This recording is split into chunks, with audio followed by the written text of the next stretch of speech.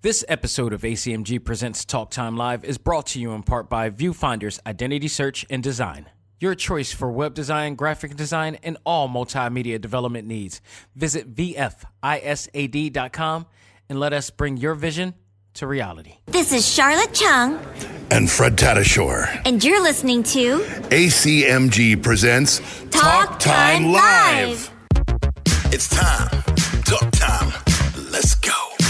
Anime, comics, movies, and games that come on and let's get it. Talk time. Anime, comics, movies, and games that come on and let's get it. Talk time. Anime, comics, movies, and games that come on and let's get it. Talk time. Anime, comics, movies, and games that come on and let's get it. Talk time live. Started in the 80s with Matt Cross. Dudes in the hood might have called that soft, but I carried that cross like Jesus did. Fast forward, I teach the kids to learn how to let go, live life, and show love to all things that don't matter where y'all from. And luckily, there's a show called Talk Time. We've been waiting for this for a long time. Dax kicks the facts on all the geek news, special guests and unbiased reviews. Suburban kids, the hipster street dudes, all can learn something new. Me too. I heard words when no faith is empty. I stayed the course, so my haters tempt me. Beat the podcast, that'll make them envy. It ain't too trendy, it's A.C.M.G. Anime, comics, movies, and games that come on and let's get it. Talk time. Anime, comics, movies, and games that come on and let's get it. Talk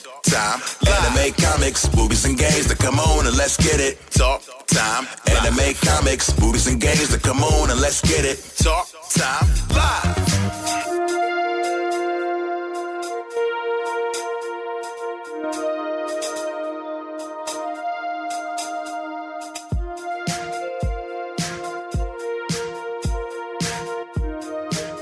Ladies and gentlemen, welcome back. This is A.C.M.G. Presents Talk Time Live, the Prime Show. I am your host, Xavier Josiah. Folks, summer is officially over.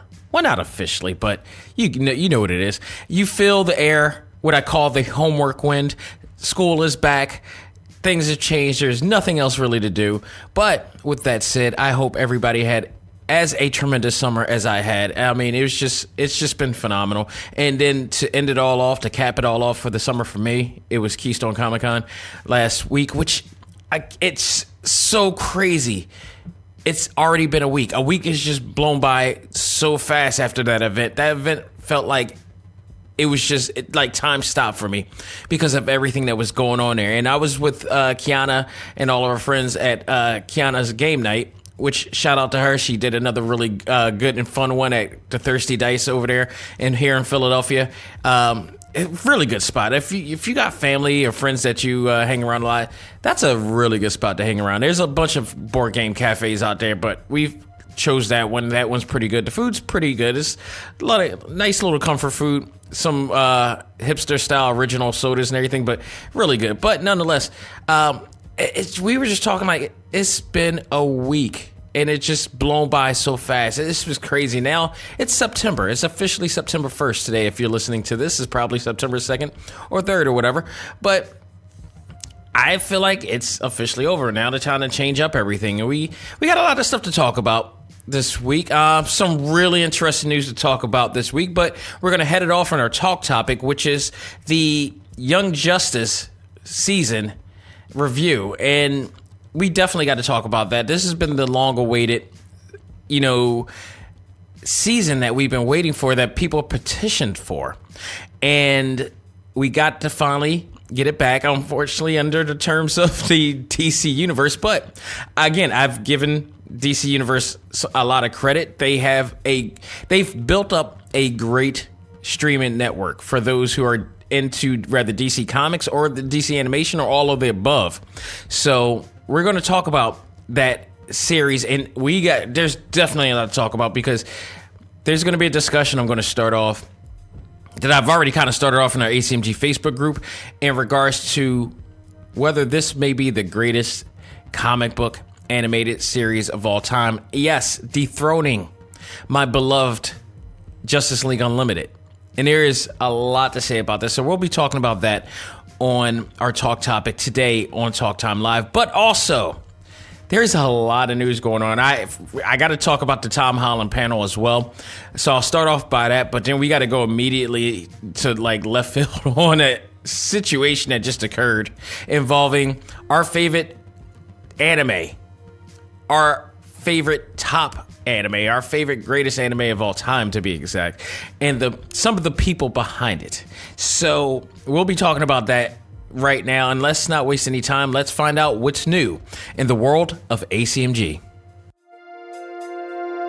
And now, it's time to find out what's new in the world of A.C.M.G.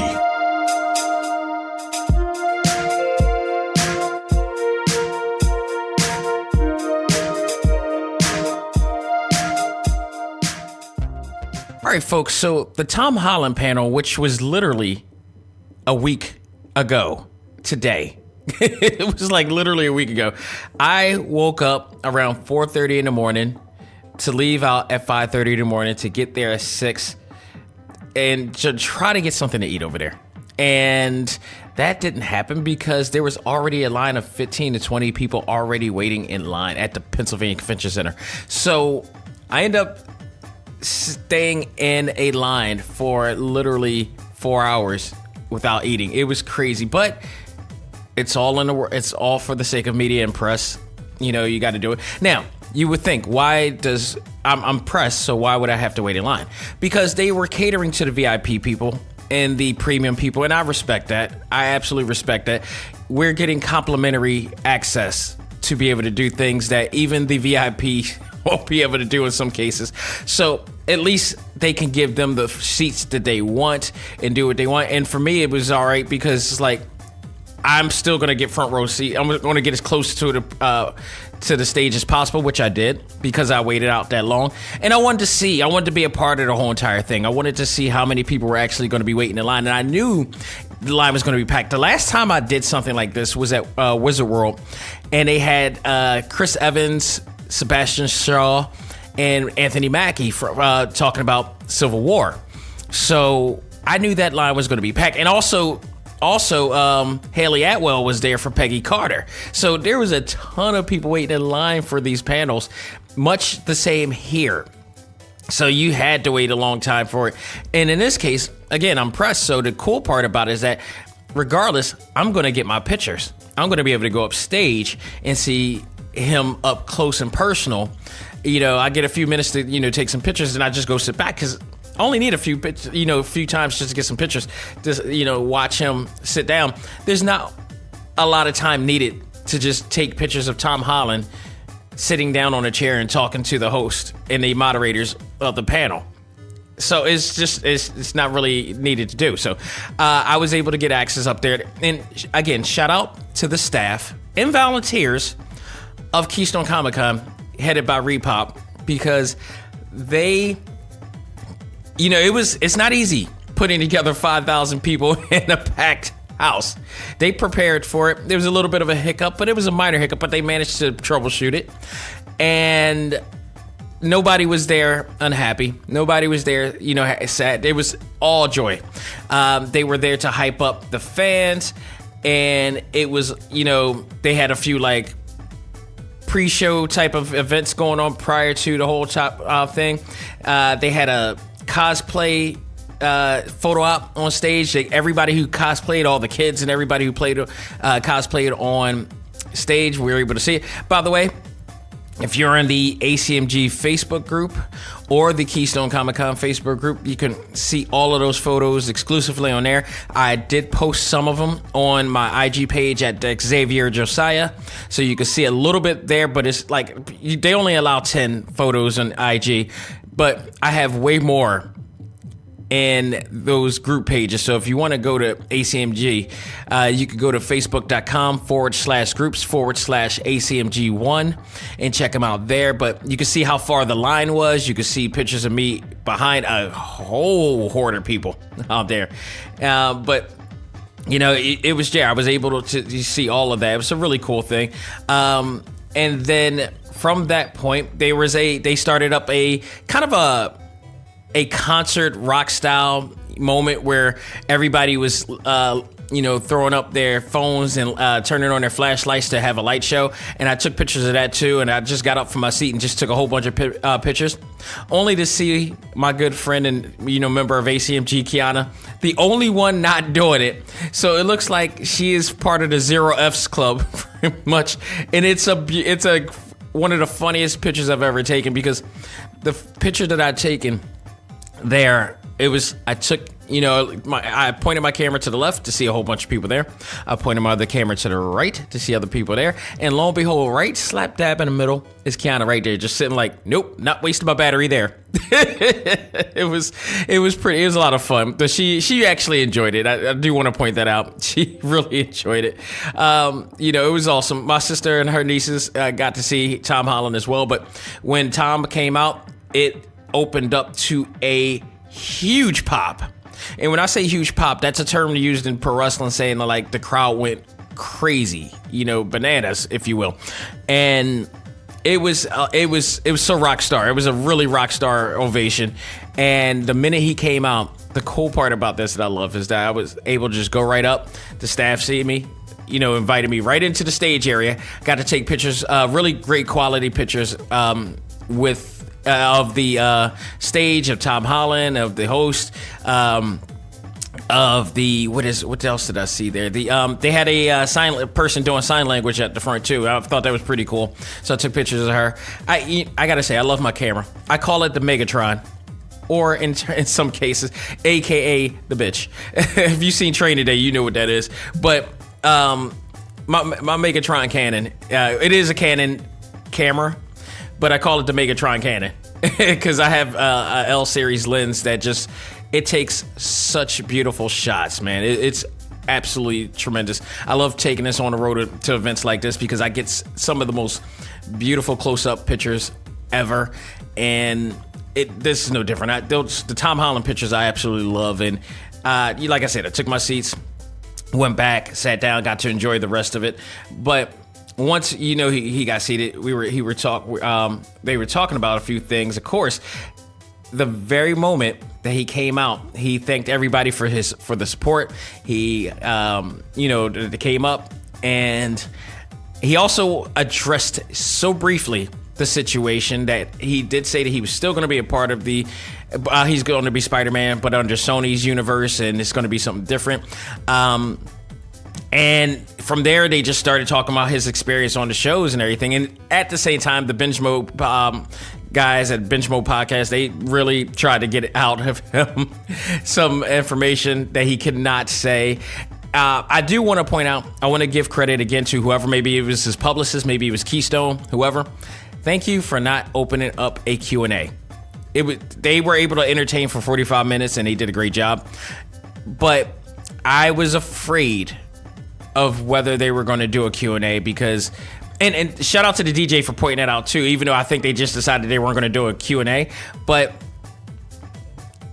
I was afraid that somebody was going to stupidly, and I mean stupidly, try to make him answer questions that he can't ask and maybe risk his opportunity of doing it. And I think it was great that they did not do that because you don't want to risk it. But and credit to the whole entire crowd, they were very respectful on that note, and they had no trouble. Nobody were pissed about not taking pictures. They just wanted to see Tom Holland, wanted to see that he was okay, how see his spirits up, and him lift our spirits up, and it was just fantastic, And I shout out to my to a new friend of mine, Sarah, who I don't know if she's listening to this particular episode, but she actually was able to take her daughter for her birthday.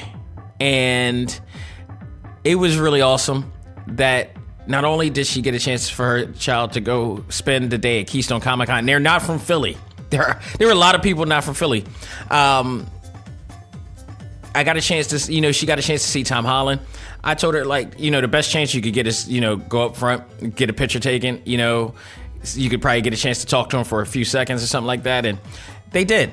They managed to, and her daughter, who it was her birthday, was crying profusely. I heard she texted me and told me that she was crying profusely, and it literally almost put a tear in my eye. And she did this. I think she did this right after, while I was at the panel, and she told me this, and it put a tear in my eye to hear that, and I'm really glad that they got that experience. Not only that, she said that when they went to go get a photo op, that Tom actually stopped what he was doing to console her, to make sure that she was okay, because she was crying, and then, you know, he hugged her, and also hugged Sarah as well, so I thought that was really awesome.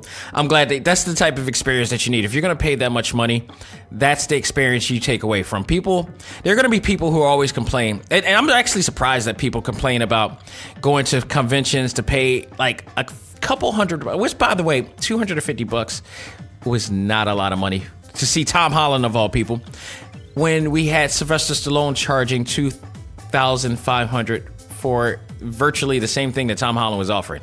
And who's more relevant in this case? And we all love our Sylvester Stallone here in Philadelphia, but I think Sylvester Stallone has not been in Philadelphia long enough to know that this economy is not that good. This is not Rodeo Drive. This is not California or whatever like that. This is Philadelphia.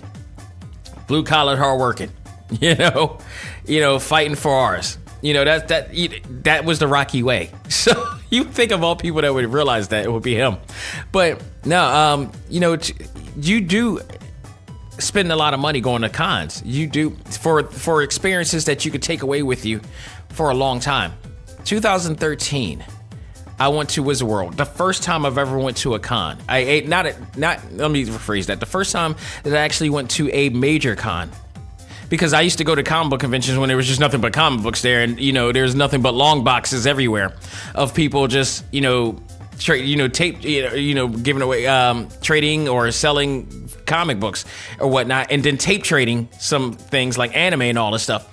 That was the 90s version of a comic book convention. There were no celebrities, there were no sponsors, none of that, none of that. Now, Wizard World came, and I didn't know anything about San Diego Comic-Con at the time or New York Comic-Con at the time, and it just changed everything. I went to see Stan Lee. That was my lure. That was about like $300 at the time for an autograph and a picture of the man who created everything that we love today. I didn't blink an eye. My wife said, "You got to go do it. You never know. You may not get this chance again." That was in 2013.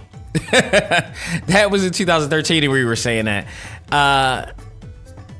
And I didn't regret it. I have a picture with him. I thanked him, and I don't regret it. It was the start of a lot of things going on and why I'm doing what I'm doing right now, talking to all of you guys. Plain and simple.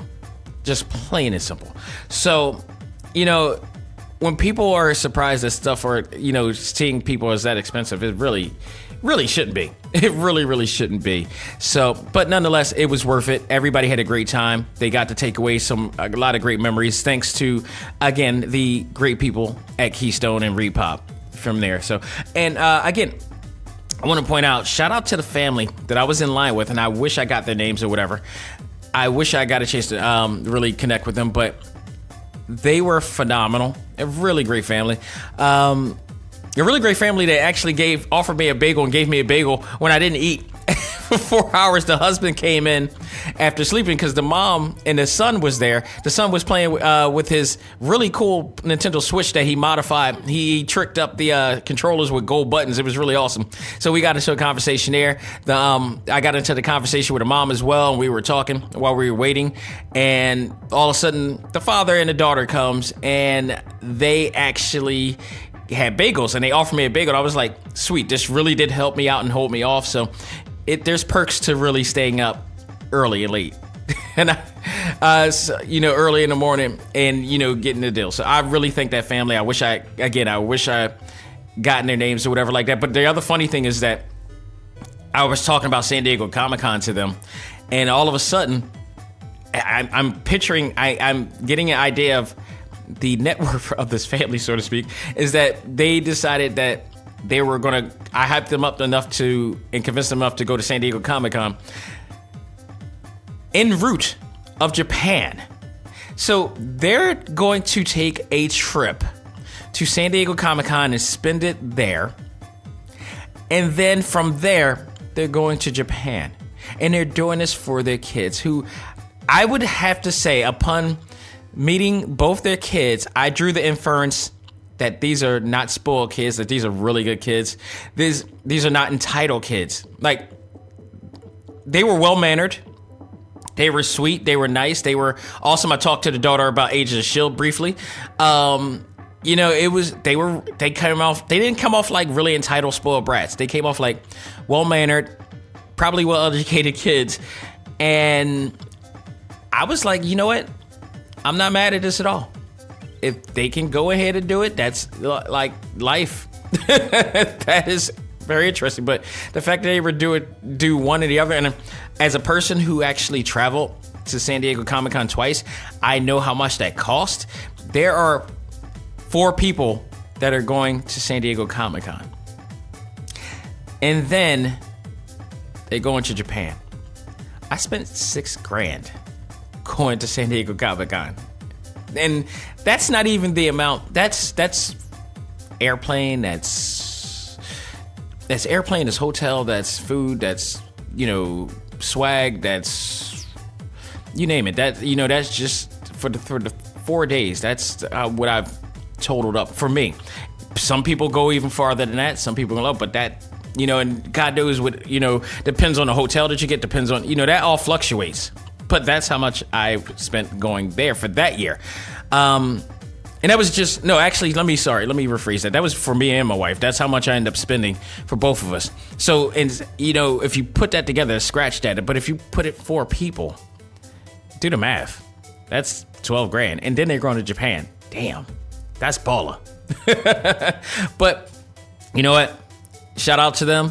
I hope they have a great trip. I know they'll have a great time in San Diego Comic-Con when they go. It's absolutely awesome. And then, God, Japan, for goodness sake. That, if I don't, I'll tell you this now. If I don't ever get a chance to go to Japan alive, I want my ashes buried in Japan. I'm saying it now. Anybody sees my wife or whatever, you know, just tell her that. Just open up with that when you see her. Just say, you know your husband wants to be buried, you know, his ashes buried or sprinkled in Japan, right? Just start off with that. That'll throw her off. But, you know, shout out to all them, and just the whole entire experience was just great. I'm looking forward to seeing what they're going to do on next year in August 28th to the 30th. I believe they're going to be doing it next year, and I'm looking forward to seeing what I'm going to be doing there, because this is not the end, from what I understand. So let's stick to that. But speaking of Spider-Man news, let's keep that going right here before we get to the crazy news. A new season of Spider-Man on Disney XD. I don't get a chance to watch that cartoon, but when I do enjoy it. It is a really good show. But I'm going to stick to it now because they're focusing on the modern day saga from Marvel. One of the rare sagas that I actually love from Marvel Comics these days, and that is the Superior Spider-Man. If you guys don't know what that is, this is the story, and hopefully I remember this, you know, correctly. This is the story when Doc Ock takes over Peter Parker's body after Doc Ock dies, or Peter dies apparently. But Doc Ock dies, but somehow his soul takes over Peter's body, and Peter ends up being transferred as a ghost from this point since Doc Ock has died. And Doc Ock is now playing the role of Peter Parker, learning about all of Peter's secrets and lifestyles, including the fact that he is the web slinger.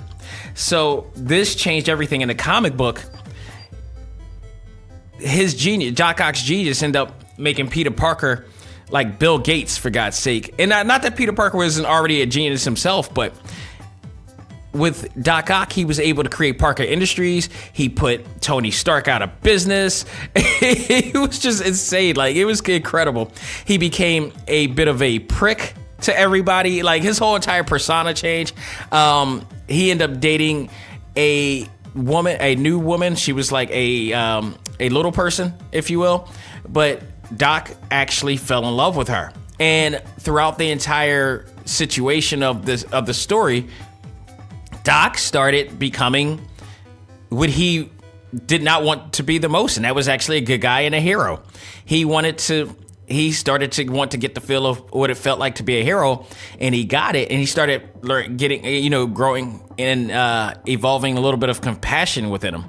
So it was a really interesting thing that happened, not to mention he got this really cool suit that he created, which was kind of like the Iron Spider type of suit, but this is probably one of the best suits that he's actually have had. Because every time Spider-Man, something happens to Peter Parker, whether, the clone Spider-Man, Ben Reilly comes, or, something happens, you can tell when it's not Spider-Man when he wears a different suit. It just, if it's not the general original suit that he wore, with the red and blue colors, it's not him. And it always seems to happen. Like the black suit, it just almost took over him. I think the only other suit that he can claim that was him was the Fantastic Foundation, or the Foundation 4, or whatever. The Fantastic Four, when they became something different, and he had a different suit for that one. But any other suit that virtually ever came out, it was an imposter, or wasn't him, or something like that. Scarlet Spider, all those. So this was one of them, but this was like one of the best suits outside of the original suit that they did of him, and it was awesome. So I'm looking forward to seeing what or how Disney XD is going to portray this situation, because I know they're not going to do the whole, Doc Ock died or whatever like that, or something like that. I know they're going to change it up. So no word on how they're going to compare it to the original story, but I'm pretty sure there's going to be some change-ups in the storyline. So I'm looking forward to it. It's coming September 8th, which is next week, I believe, right? Yep, that is actually, next Sunday. It's going to be premiering, so a lot of new stuff is going to be premiering next week. I'm looking forward to it. So, okay. I had to take a deep breath for this, because this is it's going to be a crazy conversation. I know by now, especially in the A.C.M.G Facebook group, many of you have learned of, and I know if you're on Twitter, you learned this too, or on YouTube. It's spreading like wildfire. Our beloved Dragon Ball Z is once again in the midst of controversy. Leaked recordings reveal Dragon Ball Z cast making homophobic jokes. Not just homophobic jokes, but just like rape jokes, all types of incest, sodomy, all that stuff. Just like, it's crazy. And cast members in particular, DBs of Dragon Ball, or Dragon Ball Z, or Dragon Ball Super, includes the one and only Sean Schemmel and Chris Sabat, who both have not responded on social media since, or yet, upon this leak. We hear them making offensive jokes while recording as the characters of our famed series. Now, this is going to be interesting, because people are going to have different views, but they need to see it from an intricate standpoint. Lawyer, what do you ever call lawyer? The lawyer, or the famed lawyer, Nick Rikita. Now, I say famed lawyer now because he's, you know what? I'm never going to be mad at this guy. He comes off a little bit, iffy to some people, but he's a lawyer, and lawyers look for opportunity. They jump at it at any stretch. And he does come off as sort of almost gimmick of himself, in a sense, because he's very outlandish. He speaks his mind. He's just very out there. He comes off like what would we call that? What do you call that? A ambulance chaser, so to speak. He has that aura about him. But say what you will about ambulance chasers, they're trying to get a win. They trying to get in. Where was there ever a problem with ambulance chase? With a lawyer trying to get is. This guy saw his way to getting in. He's a fan of all things anime and other things and video games and stuff like that, like everybody else. But he also is a lawyer. I think that's awesome. I can't take that away from him. He managed to see something, an opportunity that he jumped into, and he was the guy who was in the hot seat of the whole entire Vic Mignogna situation. He said his piece. He talked about the legalities of the whole situation, and on his podcast, which grew exponentially. It already grew before that. He's been talking about other things before that, but he managed to find his niche crowd, and that is the anime community, the otakus, if you will, and talking about the in-depth understanding of the Vic Mignogna situation. So I ain't mad at him. everybody has to find their niche and opportunity. That's how business works. That's how it works. You know, people will try to down that whole type of situation. No, I'm like, no, you're an idiot, because that's the whole point of business. You find your target audience. He found his target audience, and his target audience is the otaku, is the fan base, you know, that it is. Unfortunately, some people in the fan base are pretentiously, you know, they pretentiously think they know everything. He points it out. You know, he's a guy, and he knows what he's dealing with. So I believe that he feels that he has to go about things the way that he does, and he jumps back, he bites back. So again, not mad at him for that. What he did again, right here, he was also the one that kind of spearheaded the helping Vic get, you know, the money he needed to defend himself, because he felt like there was not enough, you know, of a situation to help, you know, that warranted him being blamed for the accusations that he did.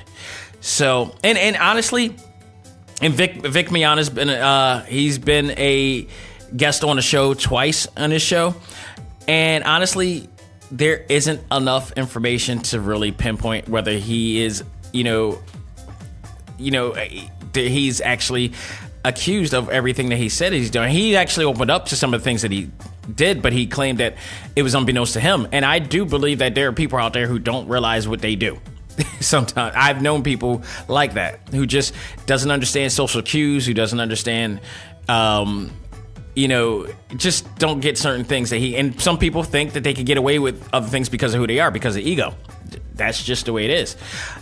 But he managed to help him defend himself on that note. But also, just recently, he was the one that obtained a bunch of different audio clips, and for what he said, legally, he shared these audio clips on his YouTube clip on every what is it called, the Regida Law, which is a very hot, you know, YouTube segment that people check out, because he talks about a lot of things, but lately he's talking a lot about the Funimation lawsuit, or the Vic Mignogna lawsuit against Funimation and Rooster Teeth, and it's been an interesting thing for him. He's found his niche, but he obtained these clips, which has Sean Schimmel, Chris Sabat, what is it? Sean Strait, I believe, who's the voice of, I believe he's the voice of Krillin or whatever, but just a whole bunch of voices. All these voices, a lot of the cast members from Dragon Ball Z, doing these clips using production music from Toei Animation, using, you know, the sound effects from Toei Animation, the music from other people that has been used for the show to create the sketch scenario of Yamcha and Piccolo and what is it? It was first started with Popo and Guru. You know, I don't want to get into the graphic. I won't get to the graphic details, but it was just a really revealing type of situation. The fact that they took the time to put in that much energy to making these well-produced clips, it's just really crazy. So yeah, Regida, he claims that he got these clips and acquired them absolutely 100% legally obtained. He also retained the Funimation Employee Handbook, which he focused on Rule 703, which states that sexual and other unlawful harassment rules, which states verbal conduct includes making or using derogatory comments, slurs, and or jokes. At that time, while he was doing that, he already, gave us a little sneak preview of the clip while talking about this, which had Sean Schimmel saying a homophobic slur that rhymes with the word maggot. And he was saying it multiple times very aggressively. Almost like almost very juvenile, if you will. It's not the fact that he even just said it. It was just like there was no rhyme or reason to why he said it. It wasn't saying like he hate or he loved. He just said it. It was just done in a very aggressive way. It was really weird. So that was just a taste of what was going on here. Then if you go to the 53-minute mark of Nick Rekieta's YouTube stream, they reveal Hercule, Mr. Satan, played by Chris Rager, making playful remarks about his unit. Then in the 1 hour and 2 minute mark, which I believe was probably midnight, because he said at midnight he was going to reveal the full clip of this whole entire crazy sketch that Chris Sabat has made that involved Yamcha and Guru and Piccolo. It was just crazy. It revealed not Guru, Kami, actually. That's what I meant. It was a Kami asking Mr. Popo to rub sacred ointment, which has now become a big meme on Twitter. A huge meme on Twitter and now social media. The sacred ointment thing is it's out of his mind. On his unit, he wanted to rub the sacred ointment on his unit because he says that he's never had sexual relations with a man before he dies. Now, this is supposed to be like a spoof off of when Kami died. You know, if you remember the Dragon Ball Z saga episode when he actually dies or whatever, and they find a new Kami to take over, which is the little kid from Namek. So that's what they were basing this on, and it was that whole thing. And all of a sudden, in this clip, you'll hear the voice of Yamcha, who catches the two in the act, but also wants in on a sacred ointment for his own pleasure. Then Chris Sabat, as Piccolo comes and actually rapes Yamcha. This is all happening. Like, this is like a deal. No pun. Mr. Popo convinces Yamcha to allow it to happen and making a Baby Got Back reference while doing it in the midst of Yamcha getting raped by Piccolo. This clip then transitions over to Korin's tower, where Korin discovers through telepathy that the characters have been interacting with each other once again. Like, this is not the first time this has happened. So Piccolo and Kami talk about how they merged with Nails, but in a sexual way. It was like a sexual innuendo there of sorts. Kami also referred to Mr. Popo as an endangered servant. This clip was very, very long. It was 4 minutes, 46 seconds from what Nick Rekieta said long. It did feel like a long time. I heard the entire thing. I was like, this is crazy. Now, the thing is, the funny part about it, it's really vague to say, but is that this is nothing so far off from what I hear in like Family Guy. Like Seth MacFarlane makes jokes like this all the time. Sometimes, but in a way that he doesn't get, caught. But I think people have a better understanding of what continuity they do on Seth MacFarlane's shows, and it pokes fun at everybody. Like that show pokes fun at everybody, and it's geared to do so. It's an adult-oriented show. Dragon Ball is slightly geared for kids. Like, kids do watch it. In Japan, it's a little bit more adult-oriented, or in between adult-oriented and stuff like that. But I know Toonami plays Dragon Ball Super at night, and they do it is more of a primetime based show now, which means they do say or do things that normally they wouldn't do on a 3 o'clock schedule or a 12 o'clock in the afternoon schedule for kids. But at the same time, it's like the situation, and I think this is where Nick Rekieta definitely got it right, and where I think people don't focus on, especially those who just reads the headlines or hears about it but doesn't understand the depth of this situation. They're using studio time. They're using companies' content to create, and the IP of Akira Toriyama, the IP of Toei Animation, to unethically create this skit, to unethically offend a whole entire generation of people in a culture of people.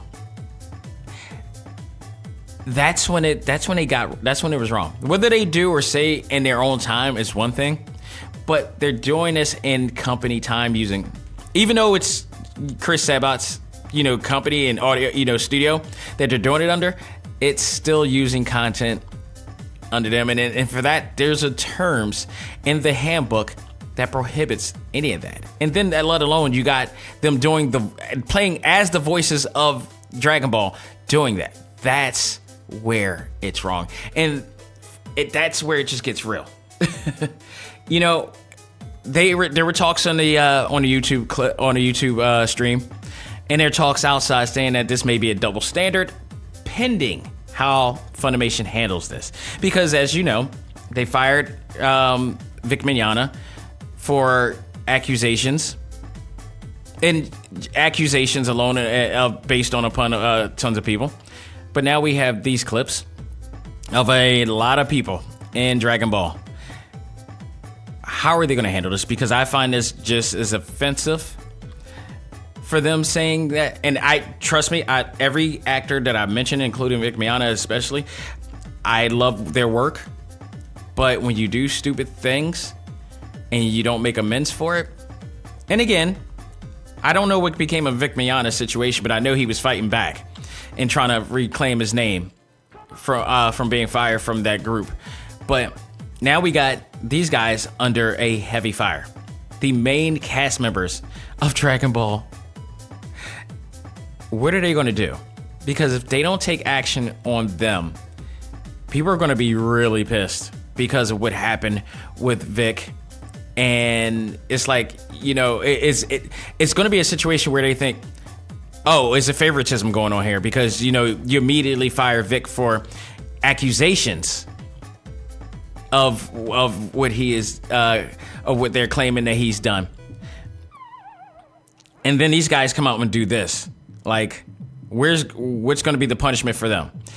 It's going to be, and then you got Toei Animation, who, from what I understand and what it was talked about on the Regita law, that they're in conversation with renegotiations with Crunchyroll right now. And what's going to happen when they talk to Funimation at this point? Like, Funimation right now is in a really bad spot. Nobody has talked yet. I checked online.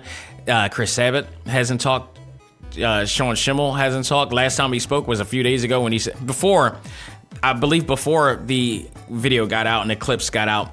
And trust me, there are thousands of people who have heard these clips now. So now they have not spoken. Every time I'm looking at the comment sections of their posts, there are people that are like mobbing them with like secret ointment, jokes or whatever like that, or not, and popo jokes or whatever. It's just, this is insane. This is absolutely insane. Based on the handbook, this is something that they're going to have to deal with and see how it goes from there. Like, if this was anybody else, if anybody else on a normal job, in a normal corporate job especially, would have done something like this or been caught doing something like this, fired immediately. Fired absolutely immediately. This will be interesting to see how this goes. And there's been talk about how, like, favoritisms and amongst those guys in accordance to Vic Mignogna. And I've heard from people I know that worked with him that he has his ways. He can be a prick. He has his religious strong beliefs, but he also didn't come off like a guy that would maliciously or intentionally do the things that he was claimed to do. And some people may believe that his penalties was too far, in a sense, because there is you don't know exactly what happened or whatever like that. He apologized when he apologized, he said he apologized if he offended anybody in a way that he didn't realize. But he didn't apologize for saying that he intentionally did it, and I'm sorry. So that's the situation. He's claiming that he's claiming. That's all he can do is claim that he wasn't aware of what he did. Whether that's true or not, that's a whole other thing. But when you got video clips of this is just, it's hard to do. So it'll be interesting to see how Funimation follows up on this. And of course, we will follow up this as the story develops from there. So that was a lot to take in there. So Let's move on to some other interesting things. Just move away from that because that's and by the way, this doesn't deter me, and nor should it deter you from being a Dragon Ball fan, because before Sean Schemmel and before Chris Sabat and before all the others, they were voice actors way before that was playing the roles of Goku and all those characters, and there will always be different characters, playing it on. And if you're a subtitle fan, if you're a fan of just subtitles, you got the original, from there. Don't let what these fools did deter you from watching Dragon Ball Z, because Dragon Ball Z is a character-based animation created by Akira Toriyama, who has, as far as we know, has not done anything wrong. So if you go to the source, if Akira Toriyama start like raping or stabbing people or murdering people, that's a whole nother issue. But these guys are just the voices of it. I wouldn't take away from what the whole atmosphere and your love for Dragon Ball Z has. If you really need to, just watch the Japanese version and just keep it moving. But these guys, you got to realize how privileged your opportunities are. I feel like some people fight so hard and, they finally make it and they forget what they had to do to get to this level. And I swear to goodness, I have been fighting majorly to prove my worth to the world. I have to always, when I see stuff like this, when I see celebrities, especially ones that you admire all the time, I feel like you have to cherish everything that you've acquired and done and earned, and humble yourself at all times. I feel like people forget what they had to do to get to where they're at, and because of that, they end up feeling like they're invincible, that they can do whatever. It's scary. To me, it's a scary feeling. I don't want to be in a place where if I make it to a level that in my life that I feel like I'm secure, that I am untouchable, that I feel like that I can do whatever I want and say anything I want. You have to understand your privilege. You have to understand and respect your privilege. Because if you don't, you're gonna crash. You're gonna be a speeding car. You're gonna be a speeding freaking Bugatti heading to a wall or a tree without caution. It's inevitable. So people be humble about your upbringings and remember what got you there. Because if you keep doing stuff like that and making stupid mistakes like that, that can happen to you. So, moving on to other news, people. We are celebrating the 80th anniversary of Batman. And in honor of that, first of all, let me cut real quick. To whoever came up with the idea of creating the badges for Keystone Comic-Con, thank you so much, because they were commemorating the 80th anniversary of Batman. Every badge that you got to see in Keystone Comic-Con was a Batman badge of sorts, done by a different artist. But what I love about the press badge this year, we were the only ones to get the Jim Lee one. So I got a Jim Lee badge, press badge. It is awesome. It absolutely is freaking awesome. So I am looking at this right now on my side. Plus I had a speaker's badge, which also had a different artist as well, commemorating the 80th anniversary of Batman. So that was absolutely fantastic. I love it. It's awesome.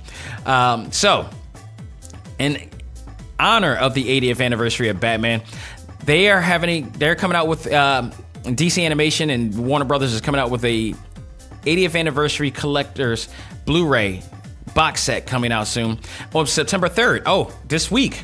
Actually, this week. So if you are a DC animation fan and you want every single collection, all 18 animated Batman movies ever made, that's from Mascot of Phantasm and on to like the Son of Batman, all the way up to now.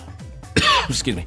They will be available. All 18 movies spanning through the 90s on will be yours for $73.93.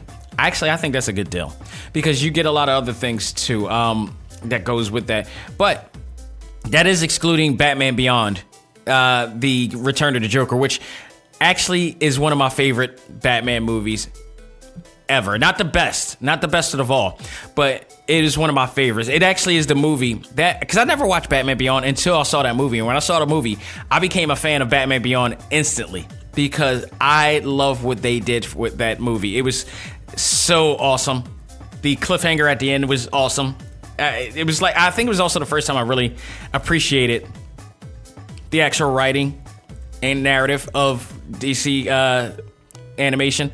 Just so well done. So, but that's not on air. They will actually be having their own box set in the works coming soon as well, which includes like probably that movie and probably the entire series coming out soon on Blu-ray. So that will be out soon as well. So stay tuned for that.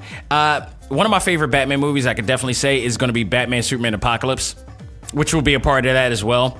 Batman Superman Public Enemy was great, but the animation was better on Apocalypse. Plus, you had that huge battle between Superman and Apocalypse at the end. Stupidly awesome. Red Hood was also, if you talk about just actual Batman with nobody else, Under the Red Hood was my absolute favorite. Animation was, again, awesome on that one. That's when they really started stepping up. That was the animation style that you now see on Young Justice. So that it changed the game, and then again, it's just fantastic. All of those movies, and then you got most of them are done by Kevin Conroy, so you have that going on there, and it's just absolutely phenomenal. I think it's a great buy if you're a Batman fan or a DC animated fan. Go out of your way to get it. It's $73.93 box set, all that. Go for it. September 3rd. My final segment here on this, or my final comment on this segment or news in the segment is the Joker's final trailer. The trailer to the Joker movie, which will be out, when is this thing coming out? October 4th. So let's talk about this. Joaquin Phoenix is playing the Joker, and this is the origin story of the Joker. And after watching this, color me interested. I am actually looking forward to seeing this movie. This looks like it's going to be very interesting. So the trailer starts with Joaquin Phoenix in a bus playing with a child, which the mom was not happy about. She told him to stop messing with my child. And I felt bad because this is going to be like a very Breaking Bad type of movie. I can see this now. This is going to be very Breaking Bad. This is going to be a guy who just wanted to make people laugh, who wanted to do something really cool, and the world just crapped on him. And then all of a sudden, he's going to go all blitz. So we didn't see a clip of Joker with what looks like is like a social worker or therapist or whatever like that, who tells him this will be the last time that they will be meeting. Joker then asks, and I'm saying Joker because I don't know what his name is going to be in the show, and they didn't reveal it on the movie, and they didn't reveal it exactly. But Joker then asks her, do you ever really listen to anything I say? Because you ask the same questions every week that we meet. That's another turning point right there. While he speaks, a clip of him playing a clown to promote a business. Pretty much, the guy's out in front of a furniture store or whatever like that are come into a store. He was doing that.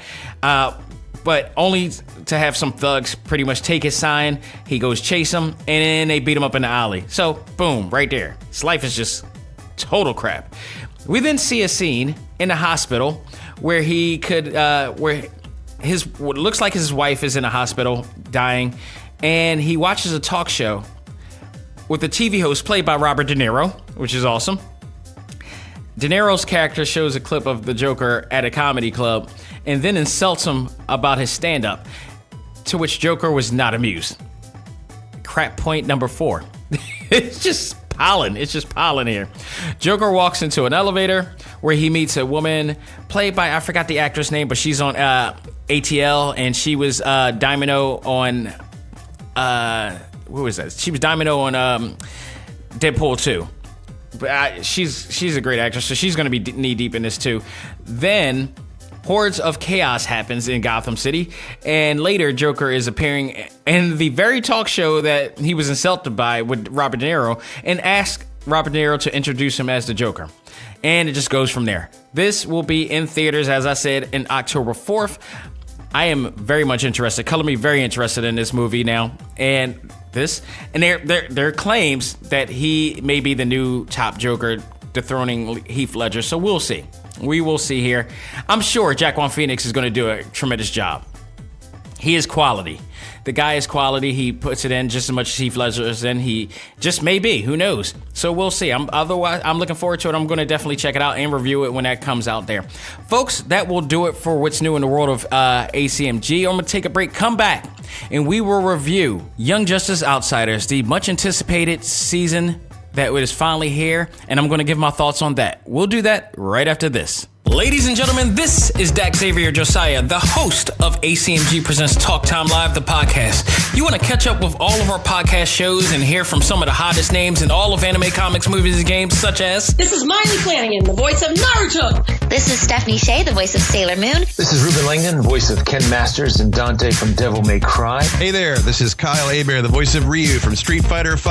This is Chris Battle, character designer of Teen Titans Go. Here's your chance to check out all of that and more on TalkTimeLive.com. TalkTimeLive.com provides all of our ACMG content with new and previous episodes, exclusive interviews, articles, and much more. Visit TalkTimeLive.com and let us help you learn to let go, live life, and love all things ACMG. Talk Time Live. This is Tom Gibbous, the voice of Shikamaru Nara from Naruto, and you are listening to ACMG Presents Talk Time Live, and it's not a drag. Do it. And now it's time for our talk topic of the week. Ready? Fight!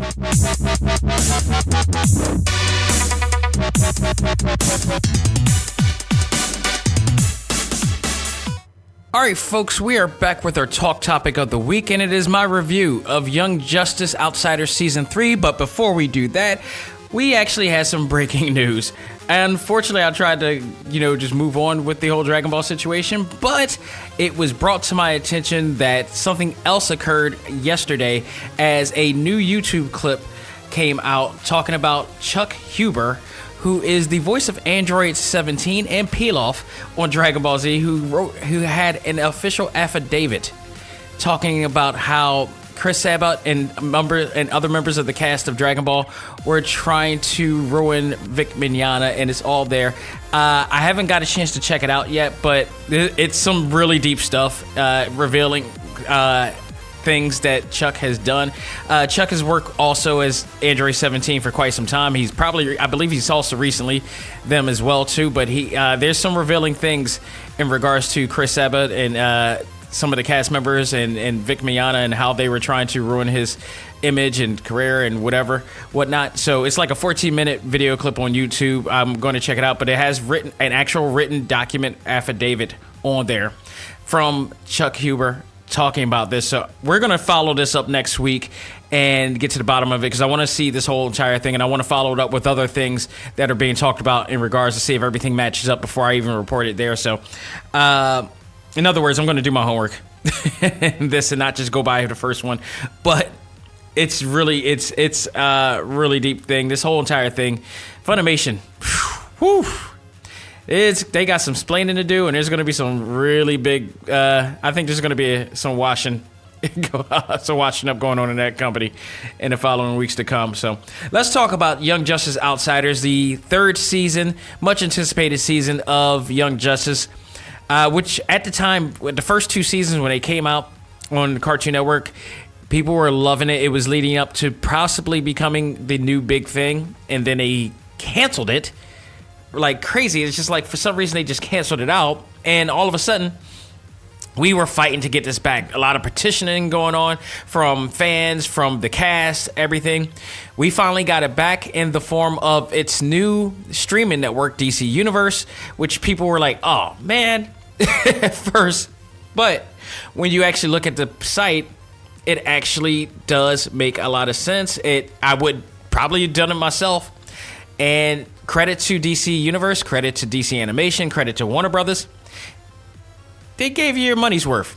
And then some. This entire season of Young Justice 3, along with the other two seasons, combine them together, you have possibly the greatest comic book animated series of all time. For a lot of reasons. That we're going to talk about today. We were rewarded with 26 fantastic episodes of a show we've been waiting for a long time. And we're going to talk about the main story here. as much as I could possibly can, because it was a lot. There was a lot to take in this season of Young Justice. I mean, so much. But I can compare this show to any primetime live action drama that you've seen on TV today. Like, this show is, in my belief, Emmy worthy. Not for animated show, just for action drama series. It actually kind of is better than even the CW shows. Like, the continuity that they went to doing what they did. And that's saying a lot, because the CW shows are phenomenal. But for this to have this in animated form and do what they did, I can't say enough about it, what I've actually enjoyed throughout this time. So this much anticipated season is based on 2 years after the events of season 2, which now has a lot of changes, including some of the original characters all grown up, and leading new young heroes coming about. One of the focuses of this show involves metahuman trafficking in Markovia, as they enslave teenagers with gifts, with powers, probably to weaponize them at best. There is also an issue that involves some of the members of Justice League resigning due to philosophical conflicts of moral and ethics. This then leads to Batman creating what he calls Batman Inc., which is kind of like his own agency of heroes to do like covert missions or whatever like that, and try to stop evil from wherever they can from there. And their methods are different from the Justice League methods and stuff like that. And in the middle of all this, you got Black Lightning. You have Jefferson Pierce, who decides that he is not about all that. And that's also after the fact that he was in a situation in Markovia where a child has died, and that traumatized him deeply. Leaving him to disband from the Justice League. So we had that situation right there. Then, and meanwhile, you had this evil am I going too far in my notes here? This actually leads to new members of Young Justice forming, which is a new team of kids encouraging the new generation of society to be heard and to fight for what is right. And they called themselves the Outsiders. This team, to me, I don't know where this idea came from, but if you're a Marvel Comics fan, there's a comic book called The Champions, in which they kind of did the same exact thing on that comic series. And I love that comic series. That has Ironheart in there. That has some of the new characters. What is his name? The new Hulk is in there. Amadeus is, he's a new Hulk. And there are a few other characters. Vision's daughter is a part of the group as well. Nova is a part of the group. Miles Morales is a part of the group. So these are their young Avengers. This is their Young Justice deal. So I don't know who took from who first, but the Outsiders, to me, is actually that team. And the cool part about the Outsiders, though, is that the leader of the Outsiders, of all people, is Beast Boy. The comic relief that we've seen so many times on Teen Titans and Teen Titans Go, they decided to do a different direction with Beast Boy in this episode, and now he's the leader of this group. And I think that is absolutely awesome. And Garth plays a really big... Let me shut up, because my dog is named Garth, too, by the way. So he probably thinks I'm calling for him. But I think that they actually did a great job making him a serious character, a character that we could believe that can lead a group of people in here. But it's really the character directions in here has been phenomenal. Meanwhile, an evil organization known as the Light, that we saw from the second season, headed by Vandal Savage, partners with Darkseid, which of course was the last thing that we saw from season 2 before they canceled out and left us hanging hugely with that, has been revealed to be the authors of society for hundreds of years, structuring which includes the idea of how metahumans were created. We find out later that Darkseid had a plan to uncover the anti-life equation, which I believe is known to be Halo, which is one of the new members of the Justice League, or the Young Justice, or Outsiders for that matter. So there was a lot of new and cool characters in this season that was clearly designed to make a huge statement of change in Hollywood and animation and society as well. Possibly the most diverse group of characters ever in an animated series was represented in the best way here. New characters like the Markovian royal family of Geoforce, who is the Prince of Markovian. He goes by the name Brian, and his sister Terra. Yes, that Terra from the Judas contract. Both of them were banished from Markovia upon the metahuman abilities being revealed to the public. Because at the time, the Markovia, I believe, if I remember correctly from the first few episodes, Markovia were against having metahumans around because of the fear of how destructive they can become. So when they found out that Brian had the actual gene and he revealed it, he was disbanded. He was banned from the country, period. And the first few episodes, I'm just going to point that out. An alien named Forger is another character that is new, and he was a refugee from New Genesis. Then you got Halo, who's like one of the most intricate characters in the season, partly a McGovern, if you will, because Halo was once a Markovian servant who died during the invasion of the royal palace, only to come back to life with unknown powers and abilities unknown at the time. And I say at the time because they discovered who she was. And I kind of don't want to spoil it for people who have not seen it yet, because I think everybody deserves to see this show and be shocked or surprised at what they see. So I'm going to opt out of saying too much or reveal too much in here. So this kind of will be a spoiler-free review to say, but I could just tell you how good and why is this good. Also, you got to note here that Halo does not recognize herself as male or female in this series, despite the fact that she was a female human at the time, but she's no longer. She, with these new powers and everything, she just, I forgot the term that they use for it, but she recognizes herself as just her. And that's supposed to be enough, because she also has a relationship with Geoforce, a.k.a. Brian. And they really have a touching relationship going on here. I've always loved the way that they do love angles in the animated series, because I remember there was another one in the Green Lantern saga with the Red Lantern and Gaia, the computer that became more of a humanoid type of character, and they began to have a relationship. And the storyline of that storyline kind of matches with this one too as well. So if you've seen the Green Lantern series, which was like the 3D animated series that they did a while back, which is available on a DC Universe Network app, you'll recognize what possibly is to come here as well. So they also have Vic Stone, aka Cyborg, make his debut on this show with the comic book storyline intact of him and his father having major trust issues as well. We also have returning characters with new character directions in here. So, like I said, Beast Boy is now a famous actor in the show, while eventually evolve into the leader of the Outsiders in here. You got Barbara Gordon, who becomes Oracle and is now dating Dick Grayson. So it is believed that in the events of the 2 years passing, the Killing Joke situation occurred, because she's now in a wheelchair.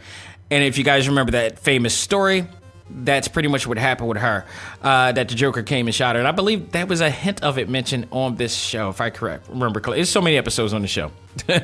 Aquaman, formerly Aqualad, Kaldor, has now come out of the closet, revealing that he is gay and in love with his longtime friend, Wind, and who lives in Atlantis. So that was a really cool reveal. There was a really cool episode that had him talk to one of the new metahumans that ended up turned out she was Atlantean at best, and she, her abilities were allowing her to be able to live in sea, and she felt that she was going to be, comfortable living among those in the sea. But upon doing so, she also noticed that Kaldor was having trouble, and he revealed to her that he had some feelings that he had for a long time, and he didn't know how to approach the person with it, and whether he was going to feel the same way or whatever. And she allowed him, and nobody knew exactly what was going on at first. And then, because if you remember on the first or the second season, he was in love with a female Atlantean and down there, and things have changed. Things have changed. It happens in real life. It happens here. So they decided to go with it, and lo and behold, it was Win. And boom, they're a couple now. So I had no trouble with it. I know there were people who were, crapping over it. To some people, there are other people who are embracing it. This is today. This is the world we live in. We have to live happily. We can live happily with ourselves without having to know that other people are living happy for us.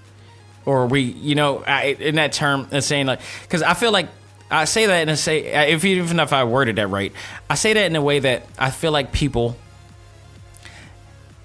need a comfort zone in their life, and part of their comfort zone relies on how people are living. Whether they're living in the way that they want to live themselves, and they want people to live the same way that they live. It's called misery loves company in a sense. So if you're not living the same way that I am, then I'm not happy with you. And that's the dumbest thing I've ever heard in my life, or the dumbest thing I've ever seen. Let people live the way they want. It honestly does not affect the way you live. If they want to live the way, if they feel that they are in love with other people, or they want to have a certain religion, or we are who we are as a culture, let them live. How does it affect your life? And this shouldn't affect anybody either. I thought it was done really good. I thought it was done great. I thought they did it right. And it did. I love how the people who did not see this episode were saying online how they're tired of having all this shoved in our face. And to me, that really pissed me off, because it's like, one, you haven't seen the episode. It was subtly done. It made its point. It wasn't the major plot point of the entire show. And it was done and done, and it was just like, okay, that was there. It's done. They have a relationship. That's awesome. Move on. People who haven't seen it made this whole stink about it and didn't even see it at all. Didn't even pay for the monthly fee for the app. Didn't do anything. Just shut up. And furthermore, like, it's so tiring, because people's ignorance gets so exposed on social media with that. But again, I implore this. I am all for this. This is happening, and especially people in my culture, please, that pisses me off the most. If you're a part of the African American culture, and you don't see how what people in the LGBTQ community go through is not parallel to what we went through in the 60s, 50s, 40s, and going on, you're an idiot. I'm sorry. Like, and its core,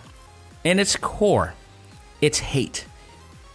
There's no way of distinguishing about it. It's hate for people not doing something that they believe in.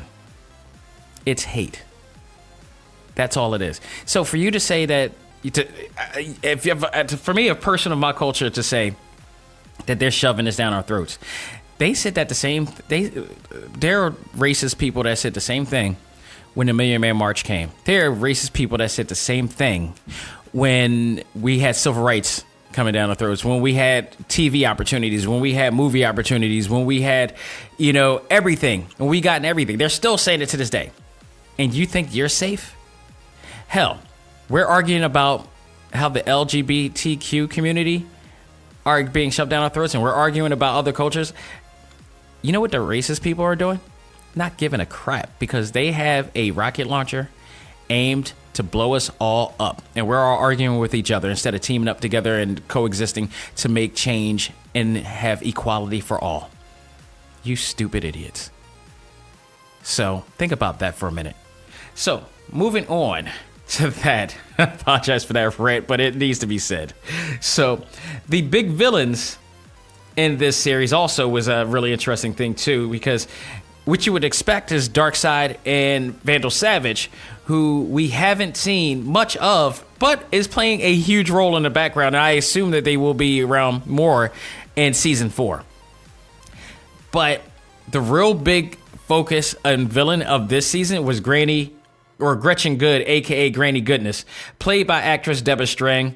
She is awesome. She is phenomenal. She really, really played this role really well. It made you hate this character so much, because she was, everything is what you expect if you're a comic book fan, Granny Goodness is anything but, and she is like Darkseid's like right hand woman in the comics, and she is known to be a specialist in torture.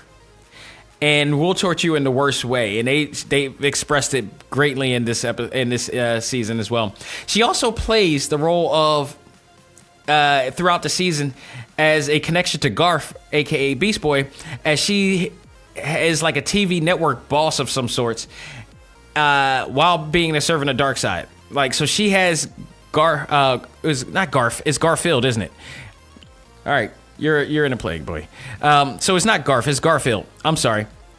Garfield, a.k.a. Beast Boy, actually is under contract under her. So he, they play a little bit with that. I think that was pretty cool, too. Deathstroke, played by Fred Tatasciore, who I had a chance to do a panel with at Keystone Comic-Con, of course. And, of course, whose sound bites you heard, along with Charla Chung.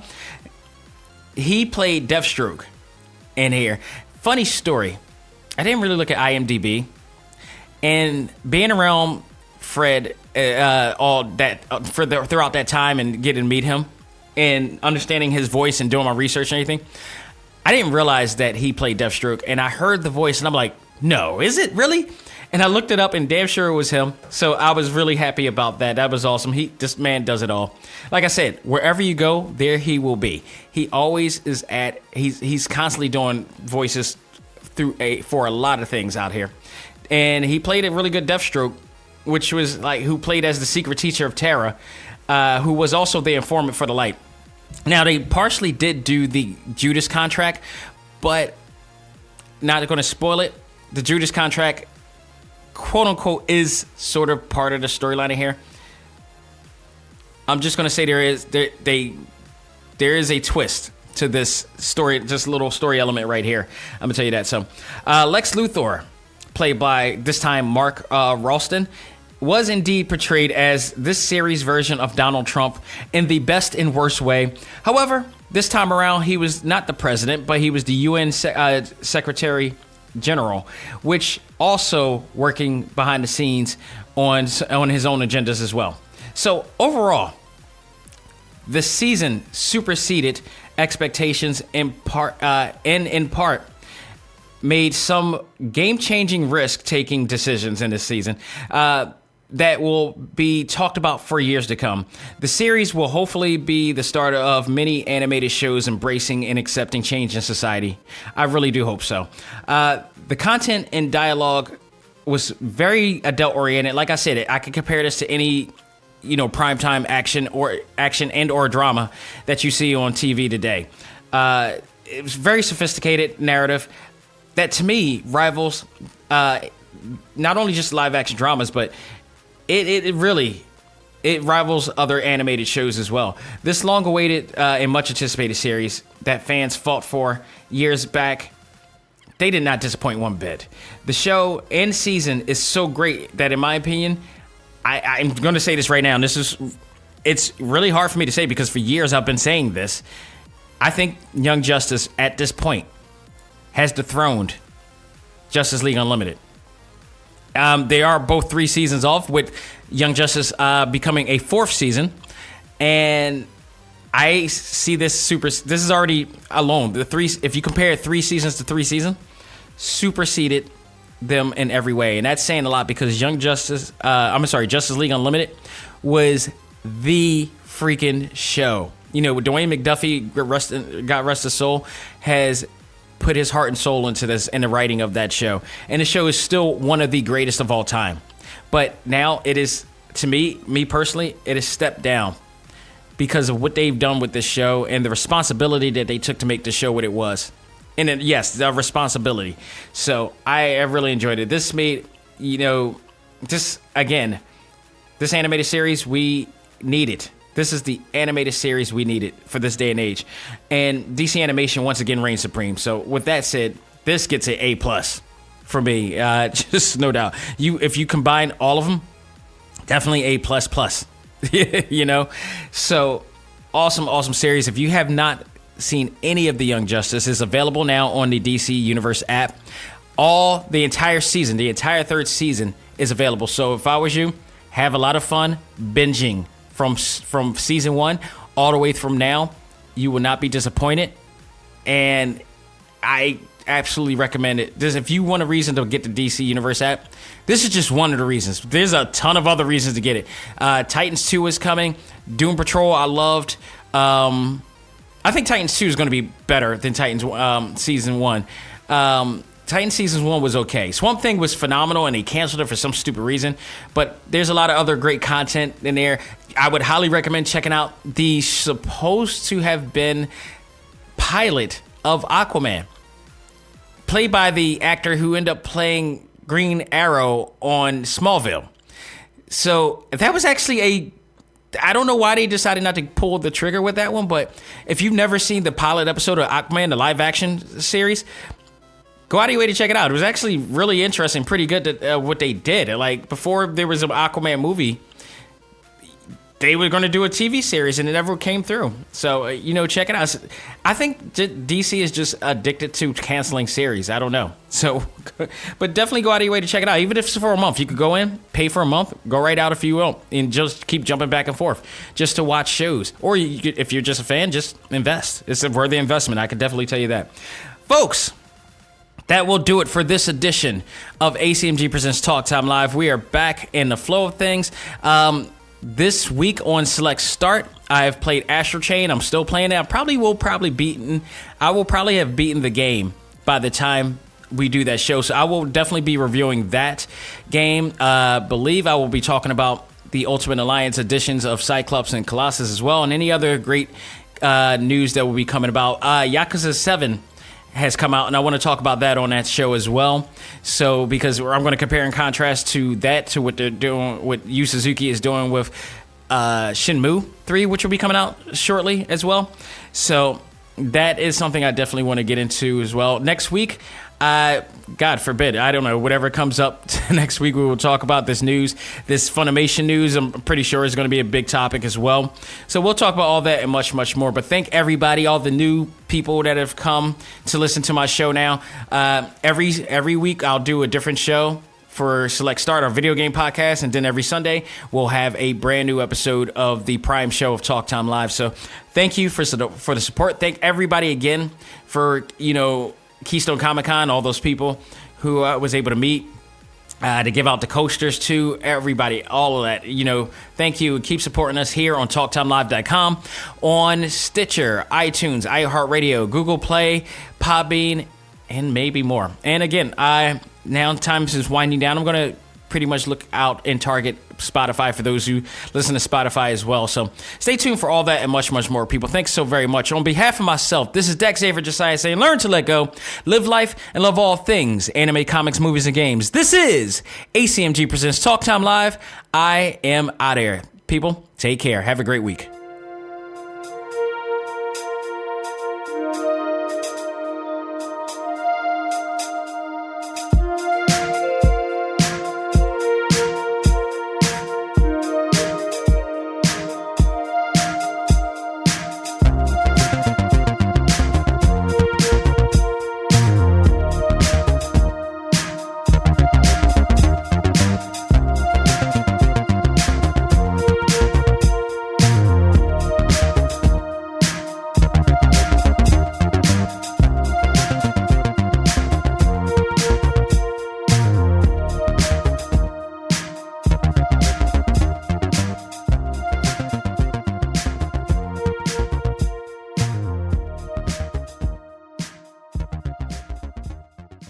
Music for this episode is provided by Game Chops. Check out these great chiptune tracks and more at music.gamechops.com.